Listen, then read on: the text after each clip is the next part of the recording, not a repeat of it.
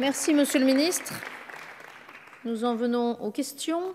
Pour le groupe radical républicain, démocrate et progressiste, Monsieur Jérôme Lambert, vous avez la parole pour 2 minutes. Merci Madame la Présidente.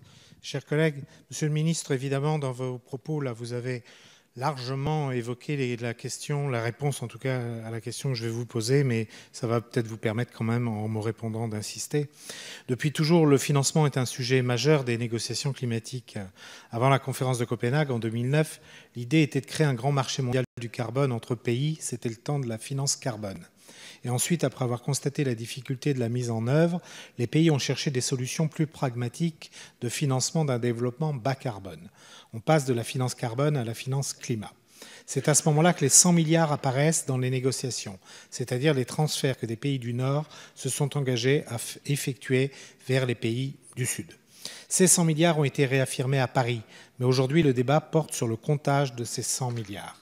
Après le beau succès de la COP21 et les avancées de la COP22, le temps de l'action, de la mise en œuvre de mesures et de leur financement est aujourd'hui venu. L'élection de Donald Trump, cependant, opposé ouvertement à l'accord, ne va pas simplifier les choses. Dans l'accord, il est prévu que les pays développés doivent divulguer dans le cadre de leur rapport bisannuel des informations qualitatives et quantitatives sur les financements fournis et établir des projets prévisionnels de financement en direction des pays en développement. Cette augmentation de la transparence devrait renforcer la confiance et encourager les pays récipiendaires à s'engager sur des projets. La discussion sur le futur des financements devra s'achever lors de la COP24 avec plus de détails sur le périmètre et les règles de comptabilisation, notamment les flux privés.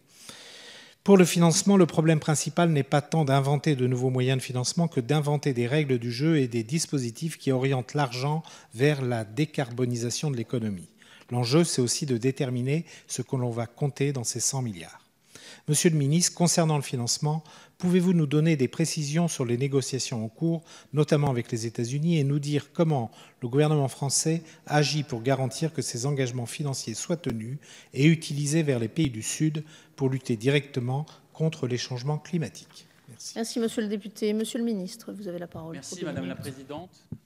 Mesdames et Messieurs les députés, Monsieur le député, d'abord vous posez une question clé sur les financements. Et sans les financements, rien ne peut se faire. Donc je vous remercie de me permettre d'apporter quelques précisions.